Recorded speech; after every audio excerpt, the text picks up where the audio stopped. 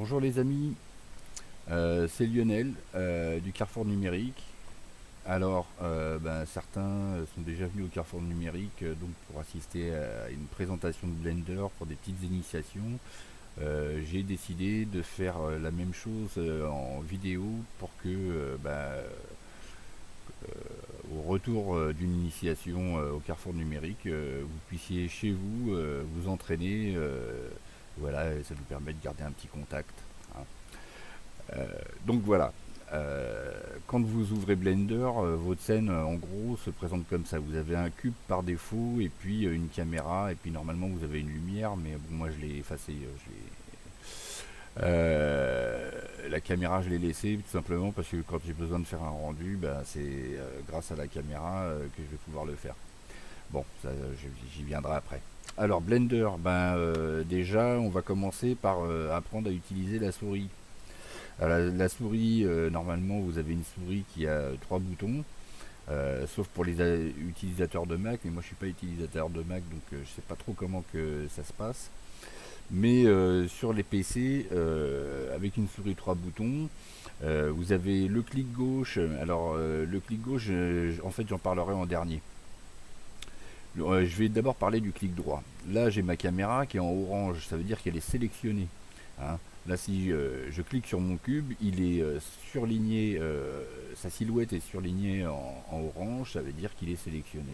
Hop, reclic droit sur la caméra, je la sélectionne, reclic droit sur le cube, je le sélectionne. Alors, la souris, donc clic droit, ensuite on a le clic du milieu, enfin, la molette. Alors, la molette, en la faisant rouler vers l'avant, on zoome en avant, et puis en la faisant rouler en arrière, fatalement, on zoome en arrière. Voilà, hein, hop, hop, hop. Si je clique sur la molette, ça veut dire que si je maintiens le bouton de la molette, donc le bouton du milieu, euh, si je maintiens la pression sur ce bouton, normalement vous devez entendre un petit clic, ça vous permet de tourner autour de votre objet. Hein, ce qui est quand même assez utile quand on fait de la modélisation, puisque c'est de la 3D, c'est quand même intéressant de pouvoir tourner autour de son objet. Voilà. Donc ça c'est la souris. Et puis le clic gauche, alors vous voyez ici là cette espèce de cercle blanc et rouge là qui ressemble un petit peu à une bouée de sauvetage. On peut pas zoomer dessus parce qu'il a toujours la même taille quel que soit le zoom qu'on fait. Ça s'appelle le curseur 3D. Et le curseur 3D c'est le point d'origine de chaque objet qu'on va inventer, qu'on va invoquer, pardon. Euh, voilà. Donc on peut bouger ce petit curseur avec le clic gauche. Et donc si je, je déplace mon curseur, je fais un clic gauche là dans l'espace, donc je vais tourner, vous voyez, il a changé de place. Et bien le prochain objet que je vais invoquer, euh, il va apparaître à cet endroit-là. Alors pour pouvoir invoquer un objet, la fonction principale, c'est le raccourci clavier principal, c'est majuscule A.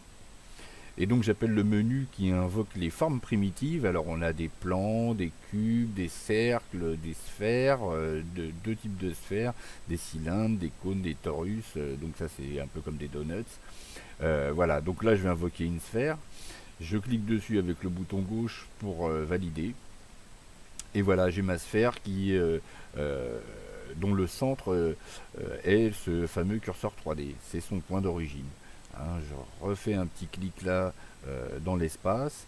Et puis là, je vais invoquer la mascotte de Blender qui s'appelle Suzanne.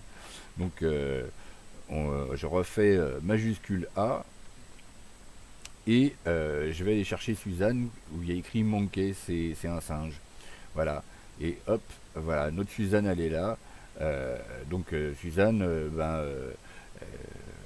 elle a été un peu mise dans les menus parce que elle permet aussi de faire des tests sur des rendus, des techniques de texture. Voilà, on peut la triturer.